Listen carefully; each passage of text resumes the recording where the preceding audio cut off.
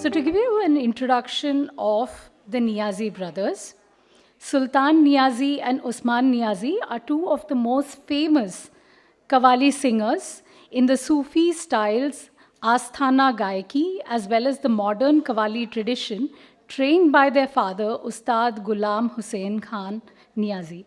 These are qawwals belonging to the traditional gharanas who enjoyed the patronage of Mughal Emperor Bahadur Shah Zafar. This is about 700 years old, right? They belong to the legendary Hapur Gharana, which gave Indian musical giants such as Ustad Kubre Muhammad Khan, Ustad Shadi Khan, Ustad Murad Khan, and rest. Sultan Niazi, Usman Niazi, and their group are associated with the Dargah Hazrat Nizamuddin Aulia and Hazrat Amir Khusro as a Darbari Asthana singer. The deep knowledge of Khusravi Mausiki is unparalleled. Let's give a big hand and welcome the Niazi brothers.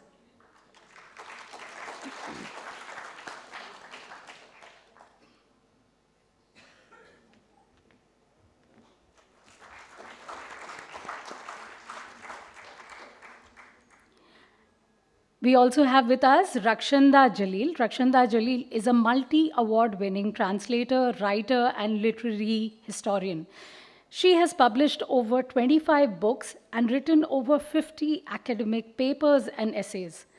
Some of her books include Liking Progress, Loving Change, a literary history of the progressive writers movement in Urdu, a biography of Urdu feminist writer Dr. Rashid Jahan, a rebel and her cause, a translation of The Sea Lies Ahead, Intizar Hussein's seminal novel on Karachi, and Krishan Chandar's partition novel Gadar, among others. She runs an organization called Hindustani Awaz, devoted to the popularization of Hindi, Urdu literature and culture. Please, calling upon the stage, Rakshanda Jalil. Join hands, please.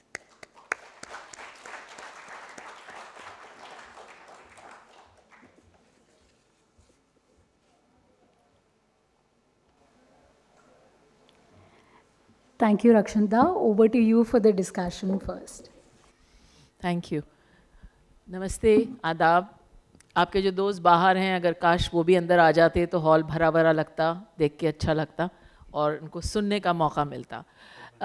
मैं ये कहना चाहती थी कि हमने कव्वाली तो as a performance बहुत दफ़ा सुनी है और ये मैं अपने लिए भी कह रही हूँ कि लेकिन बात करने का मौका रोज़ रोज़ नहीं मिलता है.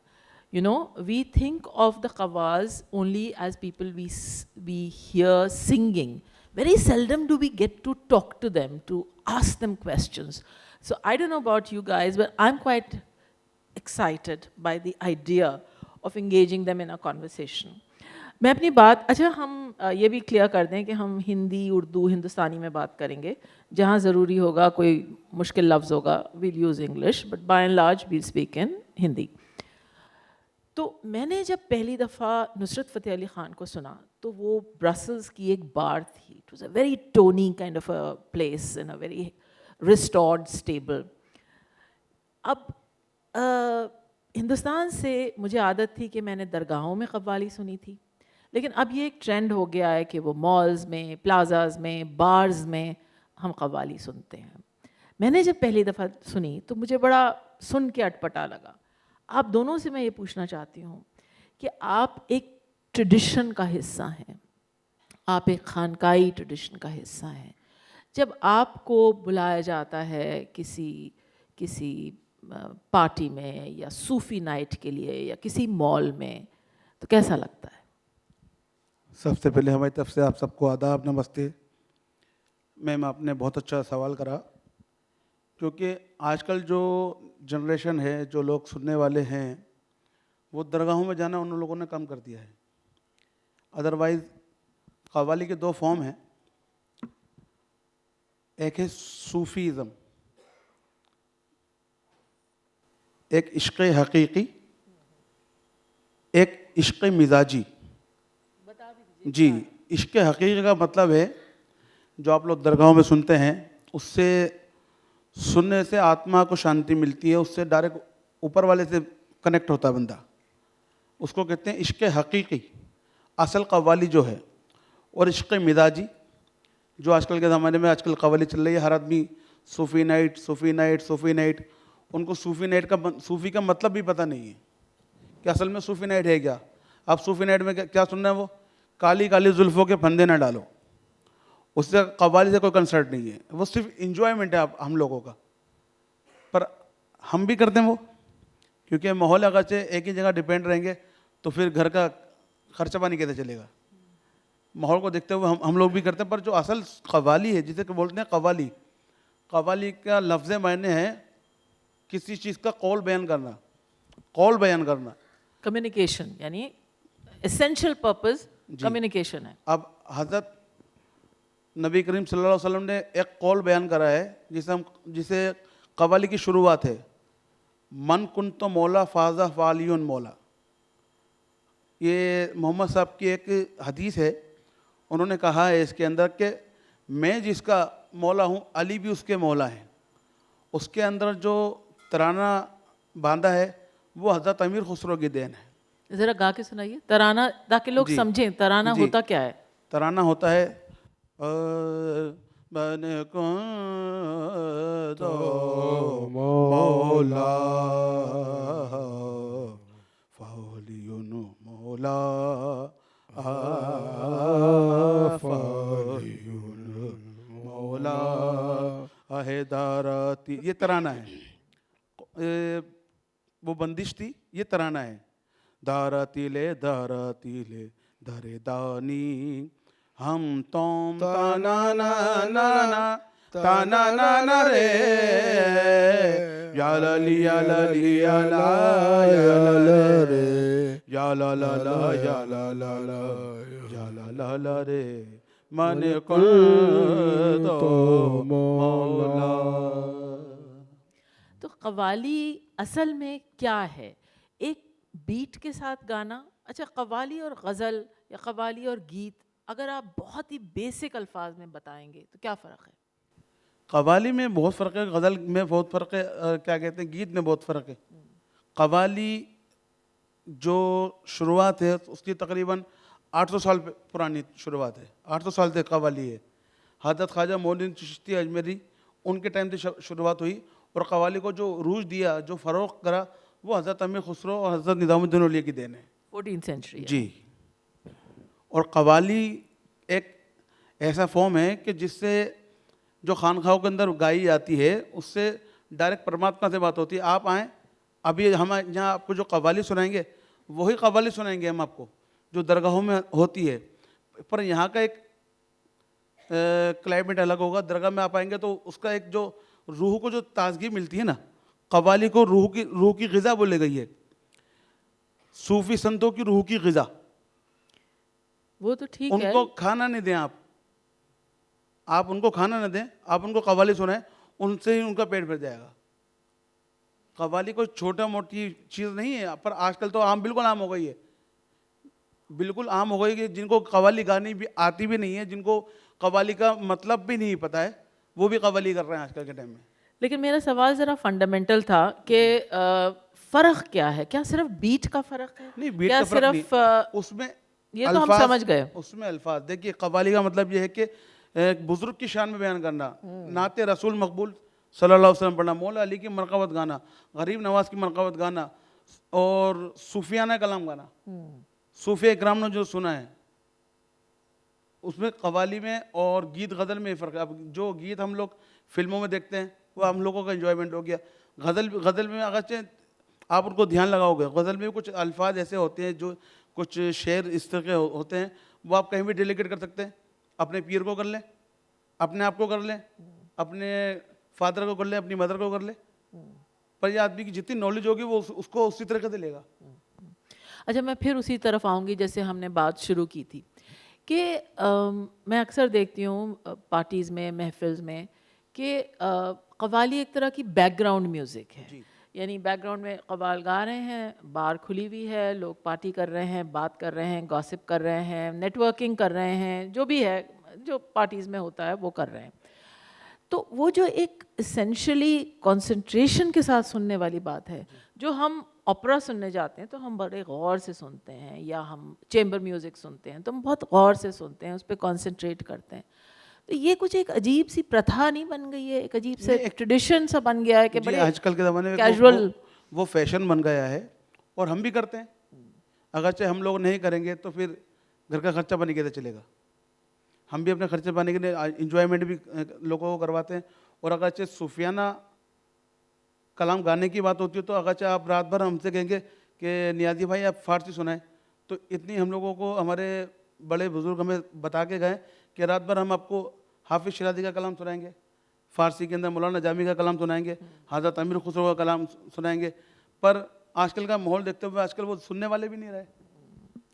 आपसे जब बात हो रही थी पीछे, तो आपने एक बड़ी अच्छा एक्सप्रेशन इस्तेमाल किया कि मछली के बच्चे को तैरना नहीं सिखाया जाता है, ज़रूरत ही नहीं है, वो पानी में कूदता है और उसको तैरना आ जाता है। तो ऐसे कव्वाल के ख़ानदान में तालीम कैसे दी जाती है? क्या सिर्फ कान से सुन के आपके आ जाता है, या आप अपने बुज़ुर्गों के साथ रियाज करते हैं? दिनचर्या क्या होती है आपकी? नहीं, तालीम भी बाकायदा मुकम्मल होती है, सिखाया जाता है, उनको बताया जाता है कि ये सा है, ये पा है, ये माँ है, पूरी उनको सरगम बताई जाती है। उनको बाकायदा सबसे पहले तो आला भरवाया जाता है, सुर भरवाया जाता है, क्योंकि जिस मकान की नींव पक्की नहीं होगी और कव्वाली गाने की जो नींव है वह सुर। अब सुर कैसे भरा जाता है? सा सा। तो इस तरीके से बच्चों को सिखाया जाता है। और फिर जैसे अभी मैंने आपको पीछे कहा कि मछली के बच्चों को तैरना नहीं सिखाया जाता है। अब हमने जो सीखी, हमारे बुजुर्गों ने हमें सिखाया, पर जो घर में वो लोग रियाज करते थे, या उनको हमने खानखाओं में गाते हुए देखा या अदर प्रोग्रामों में गाते हुए देखा, हम भी उनके साथ छोटे छोटे जाते थे।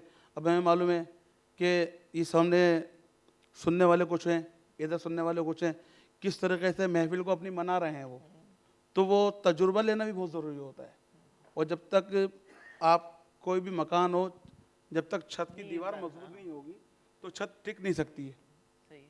तो बच्चों को घर में पहले तालीम दी जाती है, फिर उसको आहिस्ता आहिस्ता उनकी पढ़ाई मुकम्मल करवाई जाती है। फिर उनको साथ में लेके जाते हैं कि बेटा देखो ये ऐसा प्रोग्राम है, ऐसा प्रोग्राम है, यहाँ पर ये परफॉर्म करना है, वहाँ परफॉर्म करना है। इस तरह से बच्चों की क्या कहते हैं तरबियत दी जाती है। जी, तो आपने बताया कि पहले साउंड पे तवज्जो है, मेन चीज़ साउंड है जी। उसके बाद आते हैं लफ्ज़। ये बड़ी दिलचस्प बात आपने बताई, मैंने कभी इसके बारे में सोचा नहीं था कि साउंड प्रीसीड्स वर्ड्स, यानी मायने मीनिंग बाद में आता है, पहले ये एलिमेंटल साउंड्स आती हैं, और जब आपका इस पे महारत मास्टरी हो जाती है। हमारे बुजुर्गों ने कहा कि जिसने अपनी सांस से सांस हाथ ली उसने पूरा गाना गा लिया। अब हम बोल तो रहे सा और निकल रहा है ना, रा निकल रहा है, माँ निकल रहा है। जब उसको सा कह नहीं पता तो आगे नोटेशन करेगा क्या बच्चा? कोई ऐसा कव्वाली का कोई एक हिस्सा है जो बच्चे को जब ट्रेनिंग दी जाती है तो उससे शुरू किया जाता है? यही सारे गा मा पा धा नी सा। इसके बाद सारे गा मा पा धा नी सा, सा नी दा पा मा गा रे सा। सबसे पहले यहाँ से शुरुआत होती है। बहुत उम्दा। थोड़ी सी बात करते हैं कलाम की जी। कि जब कलाम से मतलब है द कंपोजिशन, यानी आपका एक्चुअल ऊवर क्या है, आपकी रेpertoire क्या है। हाँ, तो रेpertoire में आम लोग ये समझते हैं कि ज़्यादातर अमीर खुसरो गाते हैं। अमीर खुसरो ने पिछले 800 साल पहले ये लिखा, 800 साल से इंडियन सब कॉन्टिनेंट के कव्वाल अमीर खुसरो गा रहे हैं। लेकिन एक चीज़ और भी आप लोग करते हैं जो सीमलेसली करते हैं, एक टाँका जोड़ते हैं, और उस टाँके के बारे में हमें नहीं पता चलता कि अच्छा अमीर खुसरो यहाँ ख़त्म हुआ और एक मॉडर्न 21st सेंचुरी पोइट का कलाम यहाँ शुरू हो गया। ज़रा इस गिरह के बारे में, टाँके के बारे में बताइए। जी, ये भी मैं आपको बताऊंगा। हज़रत अमीर खुसरो का कलाम एक ऐसा है जो किसी महफिल में नहीं पढ़ाया जाता तो महफिल अधूरी रहती है। जिसका नाम है छाप तिलक सच्ची नीरे मोसे नैना मिला के। अब उसमें कुछ गिराएं लगानी पड़ती हैं। अब जैसे कि हसन जयपुरी ने एक शेर फरमाया, बात चल रही है मोसे नैना मिला के, नैना मिला के मोसे, नैना मिला के मोसे नैना। तो उसमें हसन जयपुरी फरमाते हैं कि इश्क जब एक तरफ हो तो सजा देता है। ये हमारी अपनी एक जिद्दत होती है इसके अंदर। जी, मोहसिन ने मिला कि इश्क जब एक तरफ हो तो सजा देता है, और अगर दोनों तरफ हो तो मजा देता है। मेरा ख्याल से समझ में नहीं आया आप लोगों के। आया या नहीं आया? नहीं समझ में नहीं आया। जब भी, क्योंकि आर्टिस्ट को और कुछ नहीं चाहिए होता, अगर थोड़ी क्लिपिंग हो जाती है ना किसी बात पे, तो उसका खुद ऑलरेडी मूड बनता है। और एक बात और समझिए, जब ये इश्क पहचान की गया बात ना? करते हैं तो he doesn't always mean इश्क in the romantic sense.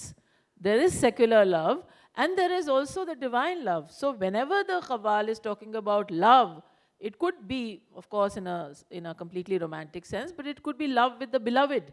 And that beloved can be by any name, Allah, Bhagwan, Prabhu, any name that you want to give, or a higher being. इश्क जब एक तरफ हो तो सजा देता है, और अगर दोनों तरफ हो तो मज़ा देता है।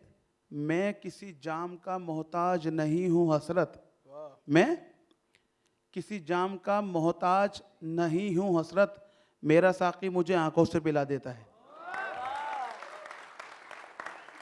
ये उसमें तोड़ जोड़ करने के लिए ये महारत हम लोगों को हासिल होती है कि कौन सा शेर किस जगह लगाना है। एक और एग्जांपल दीजिए। जी देखिएगा कि आईना, देखिए 2 महीने वाली बात है। ये कहते हैं कि आईना, और वो नुक्कड़ पे इंतजार करता रहता है, वो कहते हैं वो आईना, वो इंतजार ही करता रहता है। आईना भी उन पे शेदा हो गया, आईना भी उन पे शेदा हो गया, एक दुश्मन और पैदा हो गया। आईना भी उन पे शेदा हो गया, एक दुश्मन और पैदा हो गया। जर्द चेहरा, जर्द बोलते हैं उर्दू में येलो को, जर्द चेहरा 2 ही सागर में गुलाबी हो गया। जर्द चेहरा 2 ही सागर में गुलाबी हो गया, और उनकी आंखें देखकर मैं भी शराबी हो गया। नैना मिला के। तो गिरा का मतलब होता तो नॉट है, लेकिन ये जब गाते हैं तो आई थिंक ट्यून और वो ताली और म्यूजिक सब का एक जो कंबाइंड इफेक्ट होता है, वो गिरा दिखती नहीं है। जी हाँ? बिल्कुल बिल्कुल क्योंकि वो आपकी जो उस वक्त की जो टेम्पो है, जी। आप उस टेम्पो में तब्दीली नहीं लाते। बिल्कुल। जरा फिर से वो कोई भी- चीज वो भी- गा के वो भी- बताइए ताकि वो भी एक समझें। वो भी एक लगाने का अंदाज होता है। हाँ। मेन मसला क्या है कि गिरा तो सब पहुंचाते हैं, लगाते हैं, पर जब तक उसका अंदाज उन मिसरों में नहीं ढले, तो ना तो आर्टिस्ट को मजा आता है ना सुनने वालों को मजा आता है। एक एग्जाम्पल दीजिए, लेकिन गा के। जी एग्जाम्पल देते हैं आपको। 2 नैन तेरे 2 नैन मेरे, 2 नैन तेरे 2 नैन मेरे, 2 नैन तेरे 2 नैन मेरे, दोनों मिलकर के 4 हुए। ये अपनी अपनी किस्मत है, ये अपनी अपनी किस्मत है, 2 जीत गए 2 हार गए, नैना मिला के मुँह से, नैना मिला के मुँह से। नैना मिला के मुँह से। वाह। तो कहाँ अमीर खुसरो ख़त्म हुए और कहाँ ये एक मॉडर्न पोएट का कलाम शुरू हुआ, आपको कहना मुश्किल है। ये कमाल जी है। बिल्कुल। अच्छा, अब बात करते हैं समा की। समा यानी एक तरह का माहौल बन जाना, एक कम्युनिकेशन जहाँ सबसे ज़्यादा इफ़ेक्टिव हो, सीमलेस हो, विदाउट एनी फिल्टर्स हो, पर्दा कोई ना हो। तो आइडियली तो दरगाहों में ये क्रिएट किया जाता था माहौल, क्योंकि एक वक्त होता था, एक जगह होती थी जो पाक और साफ़ होती थी, और एक मौका होता था। अब ये 3 एलिमेंट्स टेक्निकली टेक्स्ट बुक के हिसाब से ज़रूरी हैं कि it should be the right time. And what is the right time? Between the 2 नमाज़ेज़, मगरिब की नमाज और इशा की नमाज, यानी सनसेट के बिल्कुल बाद और फिर रात से ज़रा पहले 1 घंटे का 45 मिनट्स का टाइम। ओकेजन यानी कोई एक माहौल ऐसा होना चाहिए, स्पेस, अ क्लीन स्पेस। और आपने मुझे ये बताया कि द क़व्वाल ऑल्सो कम्स बावुज़ू, हाँ, बिल्कुल साफ सुथरे होके, बिकॉज यू आर कम्युनिकेटिंग, बाशरा बावजू, बाशरा बावजू होके आते हैं। जब ये चीज़ें साथ में आ जाएं, तब तो ऑफ कोर्स मैजिक है। लेकिन मेरा मानना ये है कि ऐसी स्पेस में भी जहाँ एक अटेंटिव ऑडियंस है, जहाँ पीछे का कोई बैकग्राउंड क्लटर और केओस नहीं है, एक हॉल में भी समा बांधा जाता है, तो वो कैसे होता है, वो ज़रा समझाइए।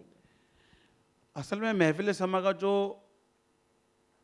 मतलब है, मीनिंग है, वो बारगाहों के अंदर होती है। बारगाहों के अलावा जो बारगाहों से लोग जुड़े हैं, जिनको खिलाफतें मिली हुई हैं और जिनके पास परमिशन है कि आप महफिल समा कर सकते हैं, और महफिल समा का जो एक उसूल है कि उसमें कलाम पढ़ने वाला भी बाशरा बावजू, बाशरा मतलब उसकी दाढ़ी होनी चाहिए।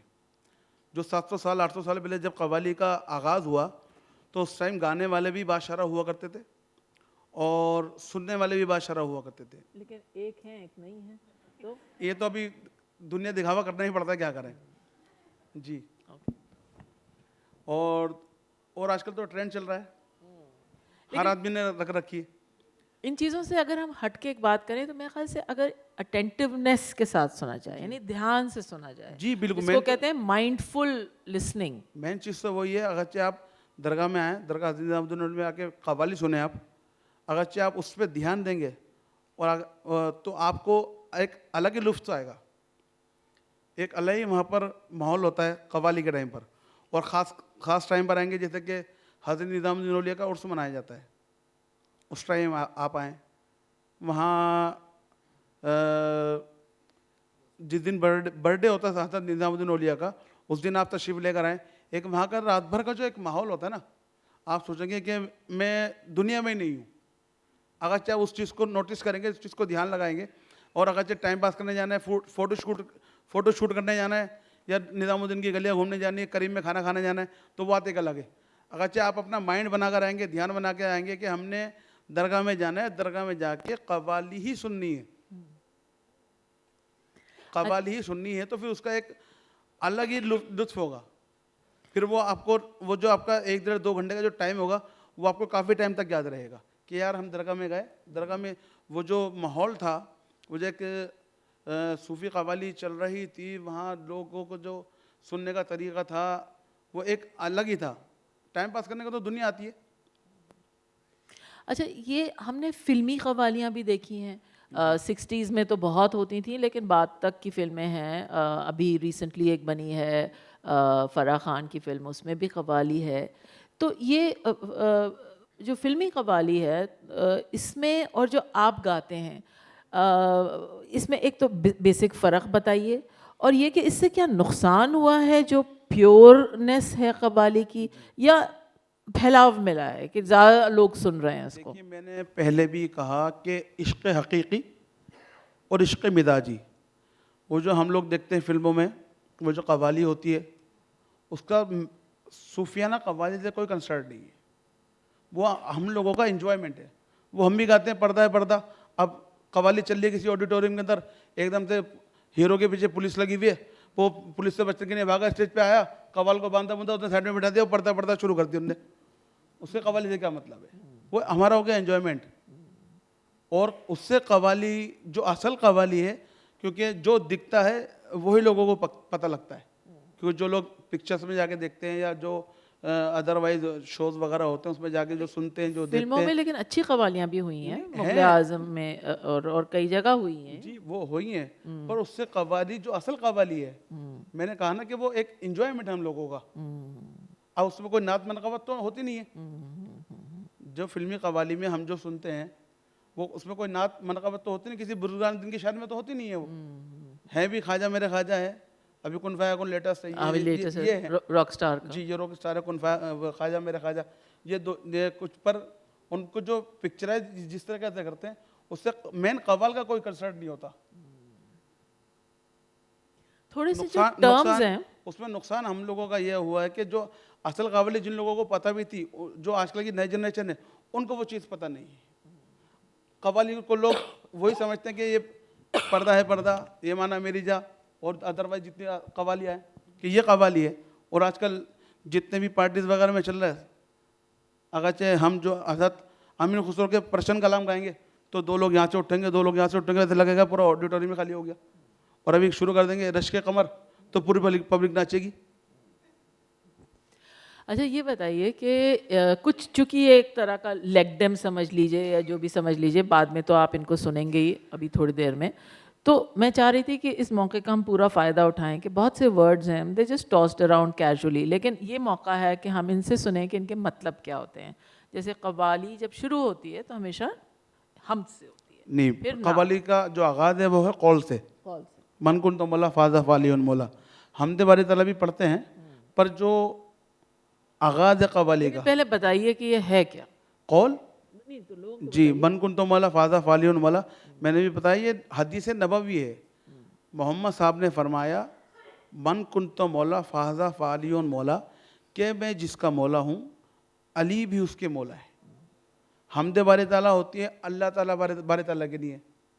देखिएगा, कहना है कि है से हिंदू मीम से मुस्लिम बने, है से हिंदू मीम से मुस्लिम बने, है मीम जब मिला तो हम बने। है से हिंदू मीम से मुस्लिम बने, है मीम जब मिला तो हम बने, एक हरजाई की खातिर देखो कितने घर बने। अल्लाह के लीजिए, भगवान के लीजिए, गॉड के लीजिए, वाहेगुरु के लीजिए, सबके इबादत करने के तरीके अलग हैं, पर सबकी मंजिल एक है। ऐसे हिंदू मीम से मुस्लिम बने, है मीम जब मिला तो हम बने, एक हरजाई की खातिर देखो कितने घर बने, सैकड़ों मस्जिद बनी और सैकड़ों मंदिर बने। और please note the use of the word हरजाई, ये भी बड़ा इंटरेस्टिंग है कि ऊपर वाले को हरजाई कहा जा रहा है। ऊपर वाले को तो आप जिस तरह से पुकारोगे वो तो उसी तरह से सुन लेगा। अच्छा, इसके बाद सीक्वेंस में क्या आता है? उसके बाद नाते रसूल, फिर उसके बाद मौला अली, फिर उसके बाद गरीब नवाज, फिर ख्वाजा साहब, फिर आरफाना कलाम, सूफियाना कलाम, फिर आशिकाना कलाम। आपका अपना फेवरेट है? मतलब अमूमन तो ऑडियंस के सुनाने होते हैं, अगर कोई आपसे कहे कि आपका क्या फेवरेट है जो आपको गाना बहुत पसंद है, आप दोनों को, तो आप क्या कहेंगे? तो हमें तो सभी पसंद है, क्योंकि अगरचे हम पसंद नहीं करेंगे तो जब तक आर्टिस्ट खुद मजा नहीं लेगा उस कलाम को तो फिर ऑडियंस को क्या मजा आएगा। आप क्या सुनाना चाहेंगे? जो ऑडियंस सुनना चाहिए आज तो वो सुनाना चाहिए हम। लेकिन आप अगर सुनना चाहें तो क्या सुनाएं? मैम टाइम इतना कम है, चलिए टाइम जी बिल्कुल जरूर सुनाएंगे। एक लाइन सुना दीजिए इनके लिए, ये सामने जो बैठे हैं। अब तो स्टेज पर ही सुनाऊंगा मैं बैठ के हारमोनियम में, जब भी बताएगा जहाले मिस्की का तो, क्योंकि आपको मैं बता दूं ये कव्वाली ऐसी चीज़ है कि उसमें आधे पौन घंटे बाद तक कव्वाल खुद गर्म होते हैं। मैं आपको बता दूं आधे पौन घंटे बाद तो कव्वाल का खुद का मूड बनता है। अब यहाँ पर हमारा टाइम ही आधे घंटे का है। सही है। अच्छा, तो आप तो लोगों क्या के कर पास सकते हैं, टाइम वक्त कितनी छोटी है थी। आधे घंटे से ज़्यादा, क्योंकि ये गर्म ही होंगे आधे घंटे में, फिर आपका जाने का वक्त हो जाएगा। तो अब आप टीम वर्क से कहिए कि इसके टाइम को बढ़ाया जाए। अच्छा है जी, हीटर लगवा दीजिए, ये जल्दी गर्म हो जाएंगे। बिल्कुल बिल्कुल बिल्कुल। अच्छा एक अभी इतनी जरूरत नहीं पड़ी हीटर की, हम तो खुद आपको गर्म करने के लिए आए। क्या बात है, क्या बात है। अच्छा मेरे पास वक्त ज़्यादा नहीं है, बस 4 मिनट रह गए हैं, मुझे इनसे 1-2 सवाल और पूछने हैं और उसके बाद ये गाएंगे। तो मैं कुछ थीम्स की बात करना चाहती थी कि ब्रॉडली स्पीकिंग आपने बताया कि अल्लाह इसकी तारीफ़ की जाती है, फिर रसूल की तारीफ़ की जाती है, अली की तारीफ़ की जाती है, और क्या थीम्स हैं जो पूरा आपका रेpertoire है, जो आपके पास एक ख़जाना है जी, जिनको आप गाते हैं अलग अलग कॉम्बिनेशंस में, अलग अलग परमिटेशंस में? तो 2-4 मोटी मोटी थीम्स बता दीजिए हमें। हमारे पास खजाना तो सबसे पहले है कि हज़रत निज़ामुद्दीन औलिया हज़रत अमीर खुसरो, क्योंकि हम उस चौकट से जुड़े हुए वहाँ के दरबारी कव्वाल हैं। हम लोग तो ज़्यादातर हज़रत अमीर खुसरो के ही कलाम गाते हैं। सबसे बड़ा खजाना तो हमारा वो है। और दूसरी बात ये है कि आजकल के अंदर ऑडियंस डिमांड ज़्यादा है। ऑडियंस अगर हज़रत अमीर खुसरो के मैं रात भर फ़ारसी के कलाम गाऊंगा, मैंने पहले भी कहा कि लोगों को समझ में नहीं आएगा। अभी शुरू कर दूंगा, ये जो हल्का हल्का सुरूर है, तेरी नज़र का कसूर है, तो ये ऐसे ही चिपके रहेंगे सब लोग। और खाली सीटें भी भर जाएंगी, लोग बाहर से आ जाएंगे। फिर उसके बाद इन लोगों को कैसे नचाना वो मेरा काम है, किस पे क्या शेर चिपकाना है। क्योंकि हमारे बुजुर्गों ने कहा है कि राशन की दुकान में दाल भी रखनी पड़ती है, चावल भी रखने पड़ते हैं, गेहूं भी रखने पड़ते हैं, आटा भी रखना पड़ता है, साबुन भी रखना पड़ता है, क्योंकि किस वक्त ऑडियंस में क्या डिमांड आ जाए, क्या फरमाइश आ जाए, कुछ नहीं पता। तो तो ये सब चीज़ें आपको हिफ्ज़ हैं, आपको मेमोराइज्ड हैं ये सब। ये अभी आपने खुद नहीं कहा कि मछली के बच्चे को तैरना नहीं सिखाया जाता। ये ऊपर से मिलती हुई आ रही है। ऊपर से मिलती है, मेमोरी भी है। जी जी, मेमोरी में। मेमोरी भी और गाने और का ये तरीका भी। ये इस वक्त मेरे आपको बता दूं, ये सूफियाना लाइन के अंदर हमारी तकरीबन 24वीं 25वीं जनरेशन है हमारी ये। अच्छा, बच्चे जो हैं यही करना चाहते हैं या कोई कहता है मैं डॉक्टर बनूंगा, इंजीनियर बनूंगा, एमबीए करूंगा? नहीं, हम तो चाहते हैं कि जो बच्चा अपनी तरफ से अगर करना चाहते तो बिल्कुल करे। हम तो अपने जो मेरे अल्हम्दुलिल्लाह 3 बच्चे हैं और उनकी पढ़ाई चल रही है। मैं उनको अभी तो हमने पढ़ाई में डाल रखा है, पर मेरा बेटा खुद वो है, वो भी पीछे पड़ रहा था कि पापा मैं चलूँगा और मैं भी सुनाऊंगा ऑडियंस को। अच्छी बात है, बहुत अच्छी बात है। कुछ ऐसे हमारे क्लाइंट हैं, कुछ ऐसे हमारे प्यार करने वाले, मोहब्बत करने वाले लोग हैं, वो कहते हैं सुल्तान भाई आप बाद में आना, पहले छोटू आएगा। बहुत अच्छी बात है, बहुत अच्छा। अच्छा, एक आखिरी सवाल, फिर मैं इस सेशन को बंद करती हूँ कि हमने अक्सर दिल्ली में रहते हुए ये बात सुनी है कि बसंत बहुत ज़ोर शोर से हज़रत निज़ामुद्दीन की दरगाह पे मनाया जाता है और पीले फूलों से सजाया जाता है, लोग पीले कपड़े पहन के आते हैं, लेडीज़ पीले दुपट्टे पहनते हैं। तो ये बसंत मनाने का तरीका कब से शुरू हुआ और कैसे हुआ? ये बसंत मनाने का जो दरगाह हज़रत निज़ामुद्दीन में रिवायत है, जो शुरुआत है, वो हज़रत अमीर खुसरो की देन है। और हिंदुस्तान के में क्या, हिंदुस्तान से बाहर भी जितनी दरगाहें बनी हुई, जितनी खानकाएँ बनी हुई, सब ने हज़रत अमीर खुसरो की रिवायत को ही अपनाया है। उससे पहले कहीं भी नहीं मनाई जाती थी। और जो दरगाह में मनाने का शुरुआत हुई, उसके पीछे एक वाक़या बहुत बड़ा, वो मैं आप लोगों से शेयर करना चाहूँगा। हज़रत निज़ामुद्दीन औलिया के भांजे थे हज़रत तक़ीउद्दीन नूह। तो हज़रत निज़ामुद्दीन उनसे बहुत ज़्यादा प्यार करते थे, पर उनका बचपने में विसाल हो गया, पर्दा हो गया। तो तकरीबन जैसा हम लोगों ने सुना है, जैसे हमारी नॉलेज में है, हज़रत निज़ामुद्दीन औलिया 6 महीने तक मुस्कुराए भी नहीं। जो हमने सुना, आप समझे पर्दा हो गया का क्या मतलब है? ध्यान तो हो गया था, उनके भांजे का ध्यान हो गया था। तो हज़रत अमीर खुसरो आ रहे थे भोगल की तरफ से। भोगल में एक मंदिर है माता का, तो वहाँ से आ रहे थे। वहाँ तो कुछ लोग गेरवा कपड़े पहने हुए, गले में ढोलक डाल रखी उन्होंने, वहाँ गुलाल उड़ा रहे थे, पीले फूल उड़ा रहे थे। तो वो एकदम से आए, उन्होंने देखा, अरे भाई ये क्या हो रहा है? वो कहने लगे वहाँ पर, आपको नहीं पता आज क्या है? कि नहीं बताइए, हमें तो नहीं पता, आज हमारा त्यौहार है बसंत पंचमी का। कि अच्छा, तो ये आप बसंत पंचमी मनाते क्यों? कि नहीं, हम अपने भगवान को खुश करने के लिए मनाते हैं। इस वजह से हमने अपने 11वें कपड़े पहन रखे हैं, फूल उड़ा रहे हैं, ढोलक बजा रहे हैं, भजन संध्या कर रहे हैं, ये कर रहे हैं, वो कर रहे हैं, इससे हमारे भगवान खुश होंगे। अच्छा, तो उन्होंने सोचा कि मैं भी कुछ ऐसा करूं कि जिससे हज़रत निज़ामुद्दीन औलिया, मेरे भगवान, मेरे पीर, मेरे मुर्शिद, वो खुश हो जाएं। तो उन्होंने फिर वही तरीक़ा इस्तेमाल करा। उन्होंने वैसे 11वां कपड़े पहने, अपने गले में ढोलक डाली और पूरा रंग पीला अपने उन्होंने कर रखा था। उसी लिबास के अंदर हज़रत निज़ामुद्दीन औलिया के सामने जाके वो खड़े हो गए। तो हज़रत निज़ामुद्दीन औलिया 6 महीने से हंसे नहीं थे। उन्होंने जो देखा तो वो मुस्कुराए। मुस्कुराने के बाद कहने लगे, अरे खुसरो, ये क्या तुमने लिबास बना रखा है? कहने, हुजूर मैं भोगल से आ रहा था, वहाँ माता के मंदिर पर ऐसे सब लोग अपने भगवान को मना रहे थे, तो मैंने सोचा कि क्या कहते हैं, ये तो अच्छा तरीका है अपने पीर को राज़ी करने का, अपने भगवान को राज़ी करने का, तो फिर मैं क्यों अपने पीर को राज़ी नहीं करूं? तो उस दिन से, और आज का दिन भी है, मेरा ख्याल से इस साल 27 जनवरी को शायद बसंत पंचमी। अगर आप लोग हों तो ज़रा आके वहाँ माहौल देखिएगा। पूरी दरगाह पीले फूलों से भरी हुई होती है और कितने हज़ार लोग वहाँ होते हैं और 99% सब नॉन मुस्लिम होते हैं। और वहाँ का जो एक बसंत पंचमी का तरीक़ा है, वो भी जो उन्होंने हज़रत निज़ामुद्दीन औलिया के सामने गाया था वहाँ पर एक बंदिश, वो भी कोशिश करूँगा कि मैं आपको सुनाऊँ। सगन बल फूल रही सरसों, वो भी कोशिश करूँगा कि उस वक़्त जो उन्होंने उनके सामने ही लिखी और उनके सामने ही गाई मैंने उन्होंने।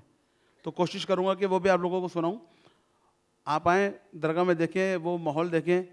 सिर्फ 1 से 1.5 घंटे का टाइम होता है, 4:30 से 5:30 पौने 6 तक का उसमें टाइम होता है। पर मैं आप लोगों से रिक्वेस्ट करूँगा कि अगर आप लोगों के पास बसंत पंचमी वाले दिन टाइम हो तो वहाँ ज़रूर आएँ। और उसी टाइम से पूरे हिंदुस्तान में जितनी भी दरगाह हैं सब जगह अब बसंत पंचमी मनाई जाती है। अच्छा, मेरी नज़र घड़ी पे है और हमारे पास सिर्फ आधा घंटा था इस बातचीत के लिए। मेरा वक्त यहाँ ख़त्म होता है, मैं आपसे इजाज़त लेती हूँ। Thank you. और अब जो शुरू होगा अगले आधे घंटे या जितना भी वक्त आप लोग चाहें वो होगी सिर्फ कवाल साहब दोनों और आप लोग। शुक्रिया। शुक्रिया, नवाज, मेहरबानी, thank you. Shukriya Sultan Niazi ji and Usman Niazi ji. Thank you, Rakshanda, for bringing out through your astute questions a peek into the life of a Qawwal, their art, the spirituality, and the history behind it. It helped simplify and demystify Qawwali for us. It truly felt like a masterclass. Thank you for that, which is setting the stage for the Qawwali.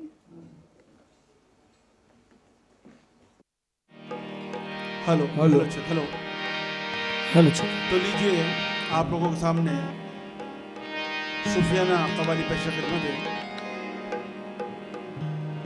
सबसे पहले, क्योंकि time कम है, मुख्तसर time में आप लोगों के सामने कौल पेश कर रहा हूँ। मुलाहिज़ा कीजिएगा कि उसके बाद हज़रत अमीर खुसरो का कलाम, फिर बाबा बुल्ले शाह। तो मुलाहिज़ा कीजिएगा भैया, आपसे मुखातिब हूँ, कव्वाली पेश कर रहा हूँ। अभी आप फ़ोटो ले रहे थे, एक शेर नज़र कर रहा हूँ। इसका कव्वाली से कोई कंसर्ट नहीं है। ज़रा मोबाइल निकाल लेंगे तो ज़रा मज़ा आएगा शेर का। आप मोबाइल अभी वीडियो बना रहे थे ना, निकाल लेंगे तो वैसे वीडियो बनाएंगे तो ज़्यादा मज़ा आएगा। समझ में नहीं आया भैया?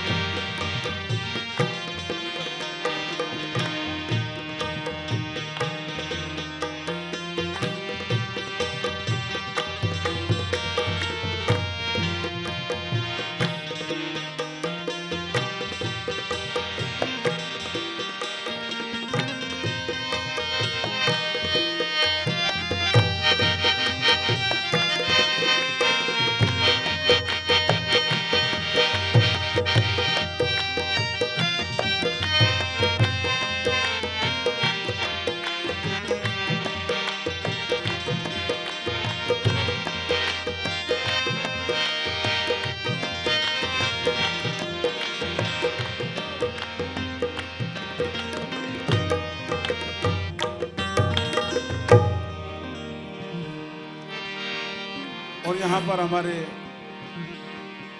बहुत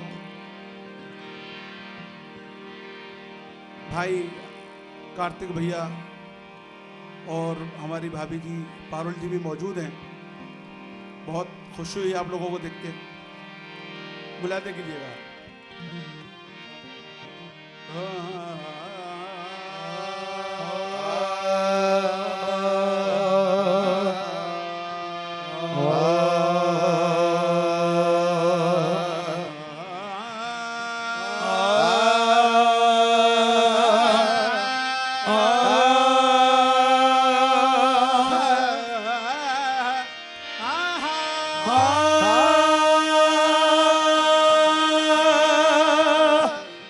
नविश्ता बरी दर जन्नत वक़्त सभी जो दरी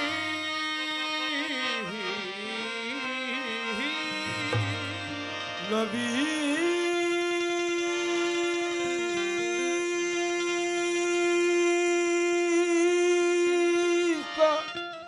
बरी दर जन्नत बखत सभी ज़ुररी शफी रोज़ क़यामत मोहम्मद अरबी अली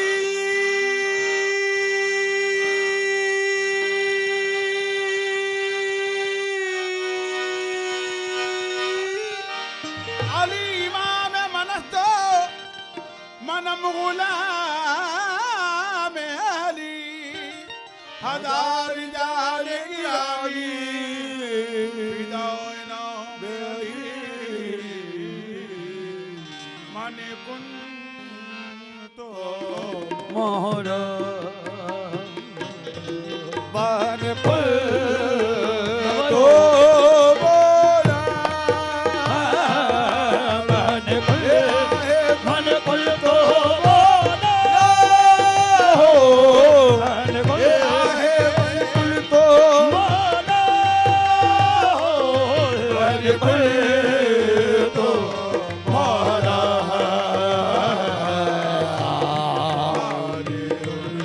मोहरा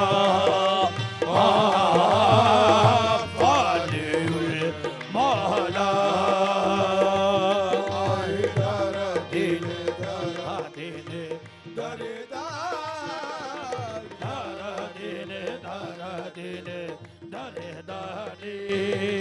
हम तो दादा ना ना ना दादा ना ना रे हम तो हो ना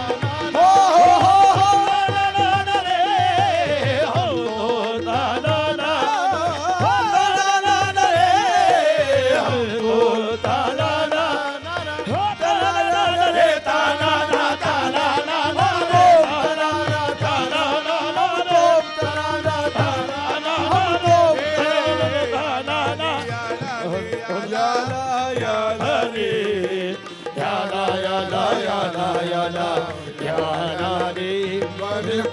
अली मौला मौला अली मौला मौला अली मौला मौला अली मौला मौला अली अली मौला हाज़ुर तवज्जो चाहूंगा पंडित काल का प्रसाद फरमाते हैं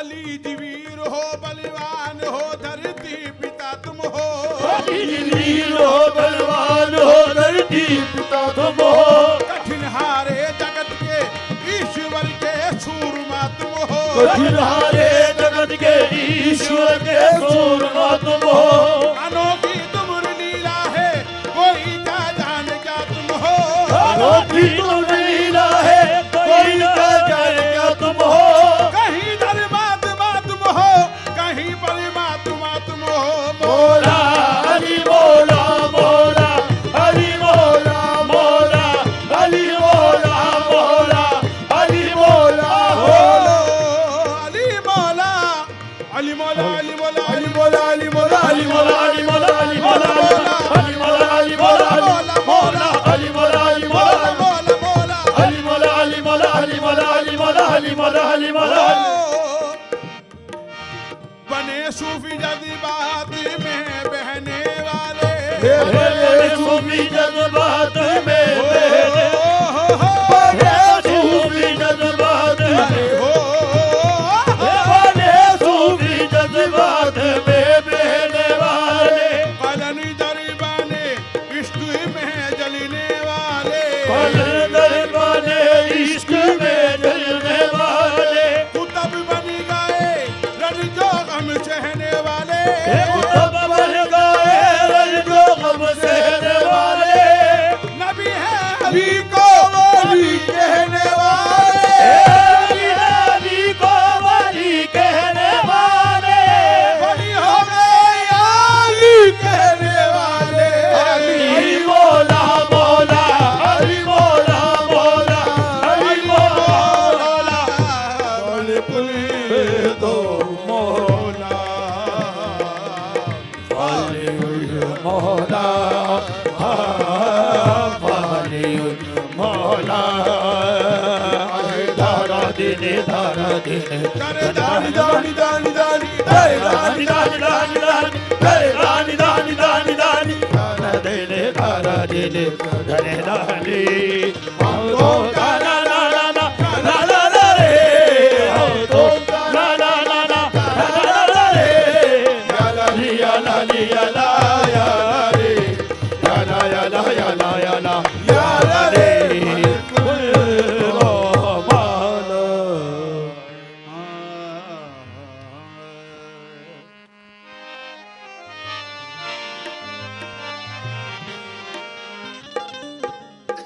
लीजिए कलाम हज़रत में खुसरो पेश कर रहा हूँ, मुलाज़ा कीजिएगा।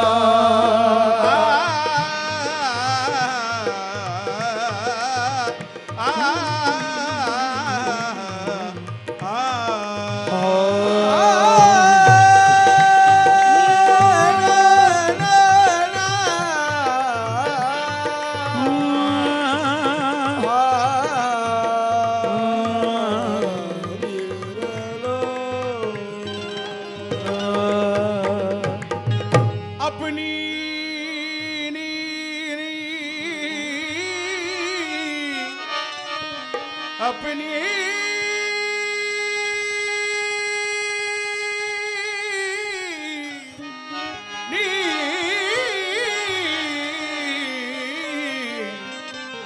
अपनी छब बनाई के मैं जो पी के पास गई अपनी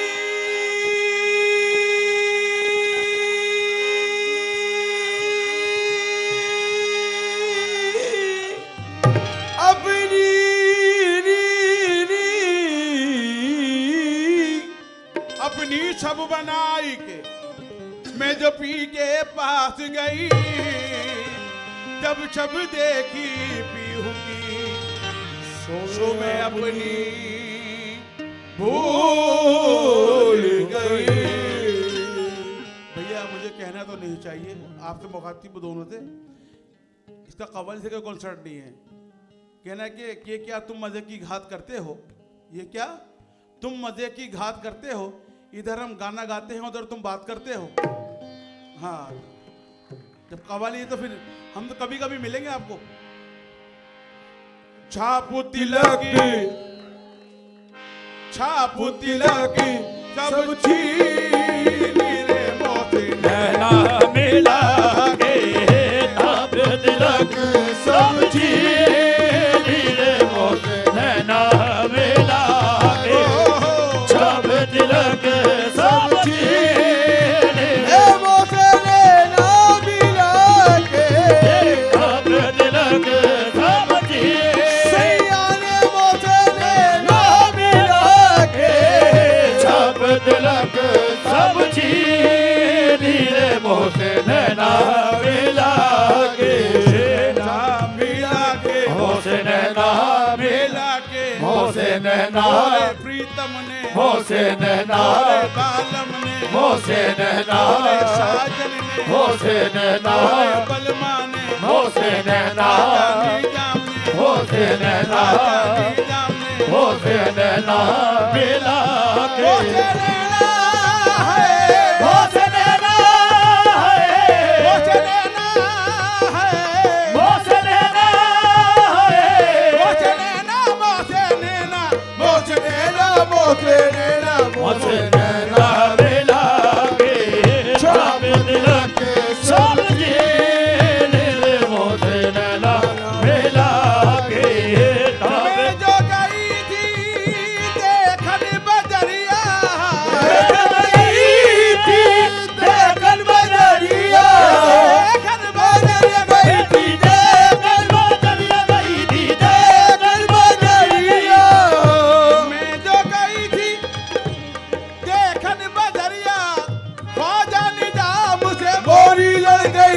करिया मोसे नैना मिला के मोसे नैना मिला के मोसे नैना मिला मोसे नैना मिला के मोसे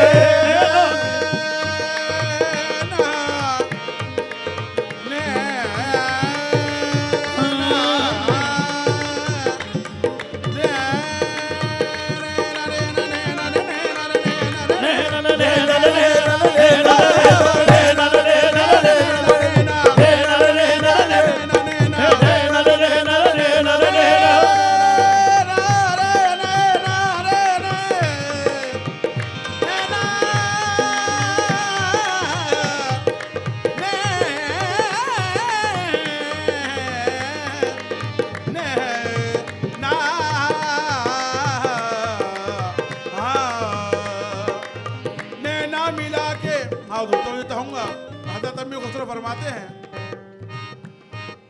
सुरमा दू तो किरकिरो मोसे काजल सा हो न जाए सुरमा दू तो किरकिरो मोसे काजल सा हो न जाए सुरमा दू तो किरकिरो मोसे काजल सा हो न जाए सुरमा दू तो किरकिरो मोसे काजल सा हो न जाए सुरमा दू तो किरकिरो मोसे काजल सा हो न जाए सुरमा दू तो किरकिरो मोसे काजल सा हो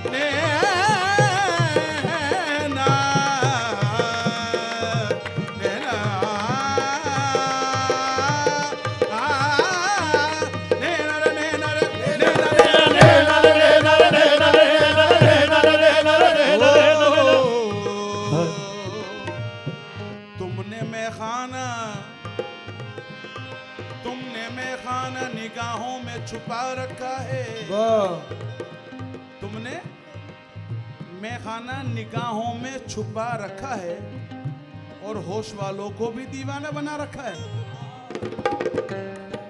तुमने मैखाना निगाहों में छुपा रखा है होश वालों को भी दीवाना बना रखा है उसको जब देखिए मखमूर नजर आता है उसको जब देखिए मखमूर नजर आता है जाने क्या आपने सादिक को पिला रखा है नैना मिला के मोसे मिला के मोसे मिला के मोसे मिला प्रेम भटिका मधुआ पिला के प्रेम भटिका मधुआ पिला के मधुआ पिला के मोहे मधुआ पिला के मोहे मधुआ पिला मोहे मधुआ पिला के प्रेम भटिका मधुआ पिला के मतवारी कर दी मेरे मोसे नैना मिला के मतवारी कर दी मेरे मोसे नैना मिला के मतवारी कर दी मेरे मोसे नैना मिला के आप तो सैया बने मन मोहन आप तो सैया बने मन मोहन बने मोहन सैया बने बने मोहन सैया बने बने मोहन सैया बने आप तो सैया बने मन मोहन मोहे बेदम कर दी नीरे मोसे नैना मिला के मोहे बेदम कर दी नीरे मोसे नैना मिला के मोहे बेदम कर दी नीरे मोसे नैना मिला के हरी हरी चुड़िया गोरी गोरी भैया हरी हरी चुड़िया गोरी गोरी भैया गोरी गोरी भैया बाकी गोरी गोरी भैया बाकी गोरी गोरी भैया बाकी गोरी गोरी भैया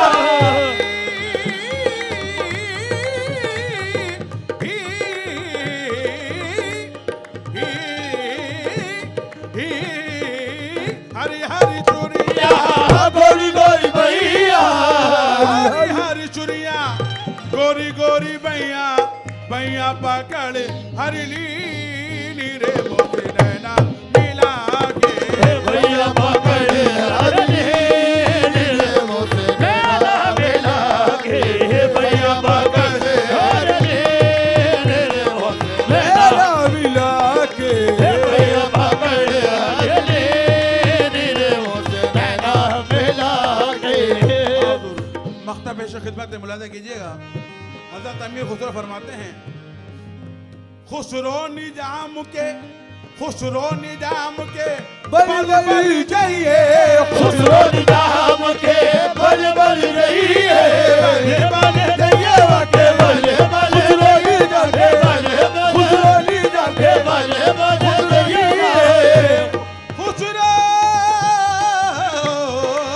निजाम के बल बल जाइए, मोहे सुहागन की नीले मोसे नैना मोहे सुहागन की नीले मोसे नैना मिला के मोहे सुहागन की नीले मोसे नैना मिला के। चाप तिलक सब्जी नीले मोसे नैना मिला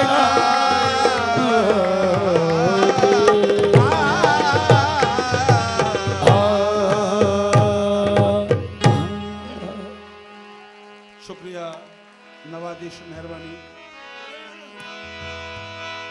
भैया आपकी फरमाइश पूरी कर रहा हूँ, ज़ियाले बिस्मिल्लाह कीजिएगा।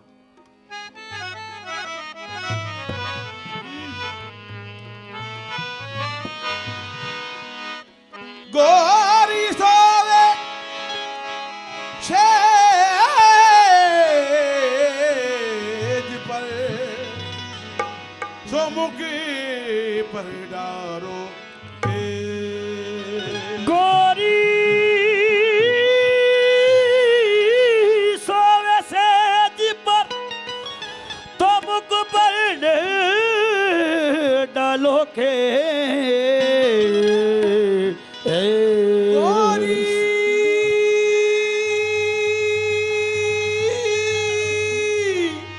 गोरी गोरी सोवे सेज पर सोमुख पर डारो के चल खुसरो घर आपने सो सांझ बाई चोदेश। ये आपको जो असली इसकी ट्यून है, जो तर्ज है, उसी में सुना रहा हूं। जेहाले मिसकी जेहाले मिसकी मकुन तागाफुल हाले मिसकी बाहुल धागाहुल। एक बात और बताता चलूं, ये जो कलाम है ये हज़रत अमीर खुसरो की लिखा हुआ कलाम है, और इस कलाम के अंदर हज़रत अमीर खुसरो ने 8 भाषाएं इस्तेमाल करी हैं। फारसी, उर्दू, हिंदी, पूर्वी और 1-2 भाषा और हैं। इस कलाम के अंदर 8 भाषा इस्तेमाल करी है हज़रत अमीर खुसरो ने। ते हाले मिसकी बाकुल तागाफुल दोराए ऐसा बनाए बातिया ये हाले मिसकी बाहुल धागाहुल दोहराए ऐसा बनाए बतिया। ये हाल मिसकी मकुन तगाफुल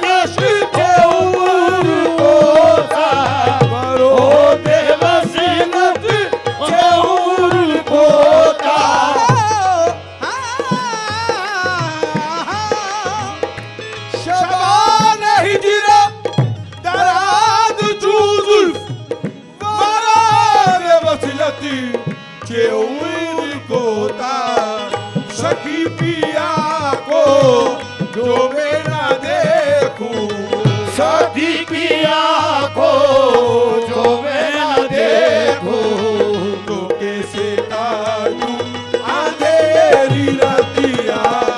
सखी पिया को जो मैं ना देखूं, तो कैसे काटूं अंधेरी रातियां। सखी पिया को जो मैं ना देखूं, तो कैसे काटूं अंधेरी रसिया। चूषम में सोदा चुदल रहेरा से मेरे आने बगा समार रे, मेरे आने बगा समार रे, मेरे आने बगा समार रे। चूषम में सोदा चुदल रहेरा से मेरे आने बगा समार रे। ना नींद नैना ना अंग चैना, ना नींद नैना ना अंग चैना। आप आए ना भेजी बत्तियां, ना नींद नैना ना अंग चैना। आप आए ना भेजी बत्तियां। वह करो दे विशाल दिलबर के दाद मारा फरेब खुसरो, दाद मारा फरेब खुसरो, दाद मारा फरेब खुसरो।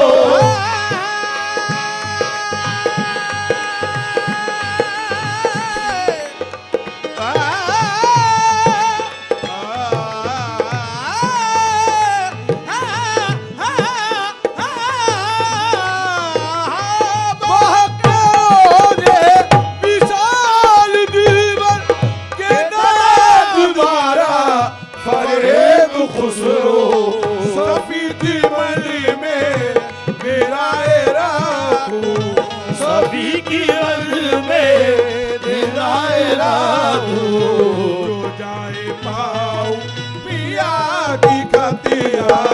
सभी की रंग में दिलाए रातू, जो जाए पाऊं पिया की खतिया। सभी की रंग में दिलाए रातू, जो जाए पाऊं पिया की खतिया।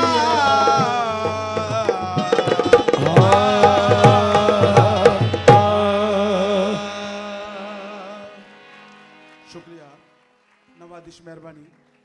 अब आखिरी आइटम पेश कर रहा हूं एरिसा की। अच्छा,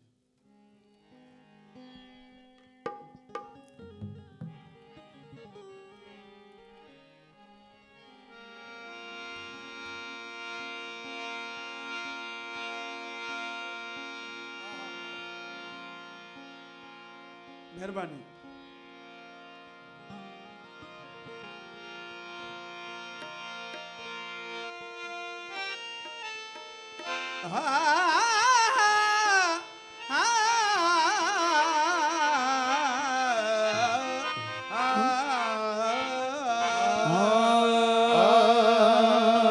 आओ जो घर में,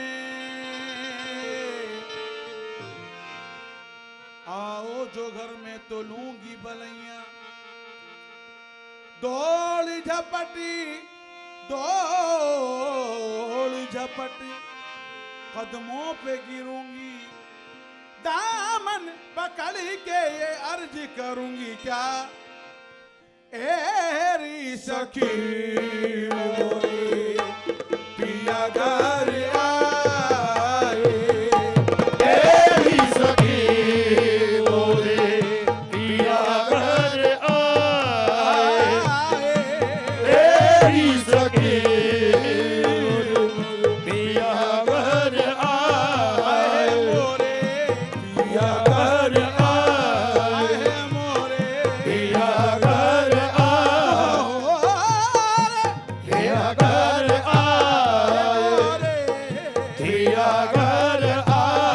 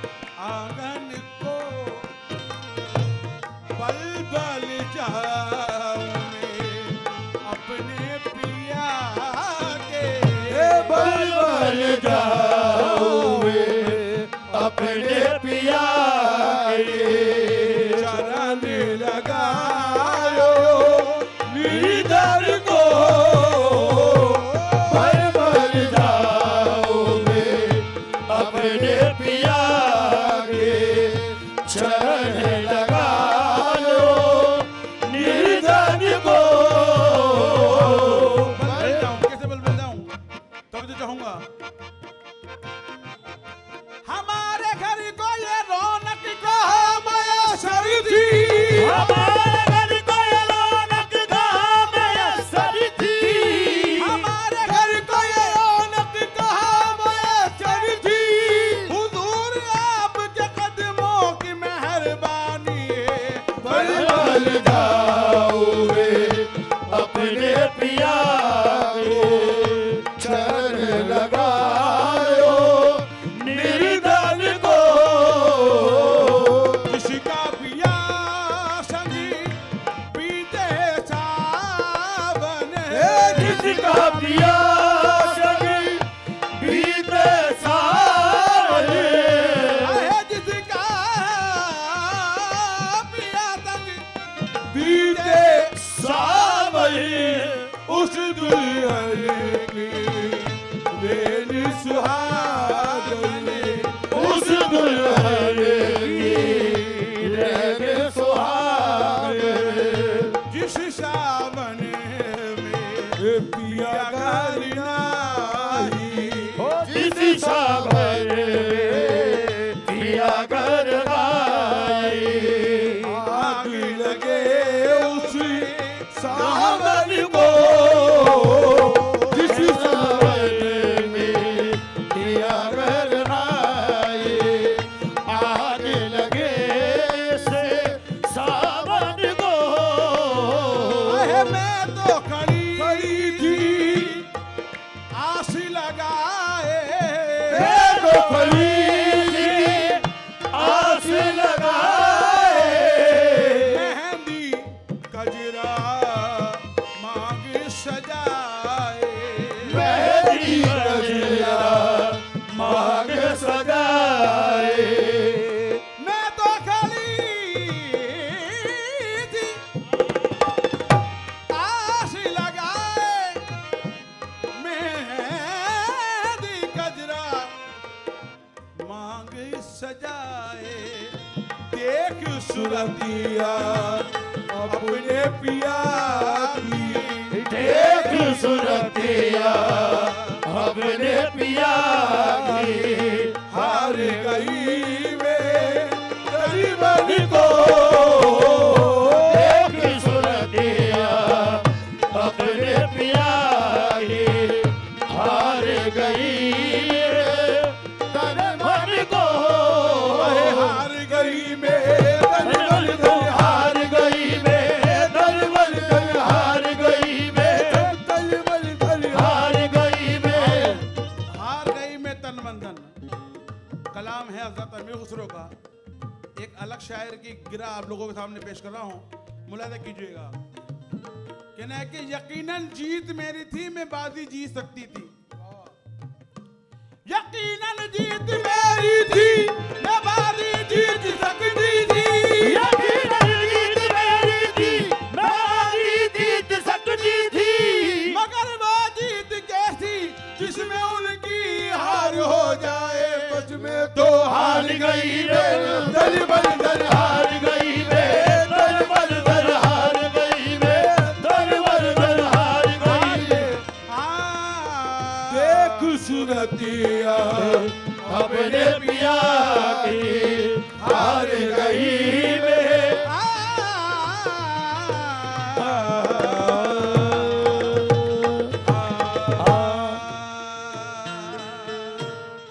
थैंक यू सो मच। पर दो शेर अगर आप लोगों की इजाज़त हो कि जिस महफिल में बाबा बुल्ले शाह का कलाम ना हो वो महफिल अधूरी रहती है। लास्ट में पेश कर रहा हूँ दमादम बस कलंदर। मजनू नूर लाश कहंदे, हाँ हुजूर, बाबा बुल्ले शाह फरमाते हैं मजनू नूर लाश कहंदे वे तेरी लैला रंग दी काली, दिता जवाब मियां मजनू तेरी अख नहीं वेखण वाली। मजनू नूरुल आशिक कहंदे वे तेरी लैला रंग दी काली, दीता जवाब मियां मजनू वे तेरी अख नहीं वेखने वाली कुरान करीम नु वरक ते चिट्ठे उथे लिखी स्याही काली और वे भुलिया जुत्ते ते दिलाड़ियां फिर की गोरी की काली हो लाल मोरी पाती लगियो भला झूले लाल लाल मोरी पाती लगियो भला झूले लाल जिंदड़ी दा शेवल दा तकी शाबाश कलंदर दमादम मस्त कलंदर अली दम दम दे अंदर हुसैनी लाल कलंदर लालो दा लाल कलंदर जिंदड़ी दा आराज कलंदर ओ लाली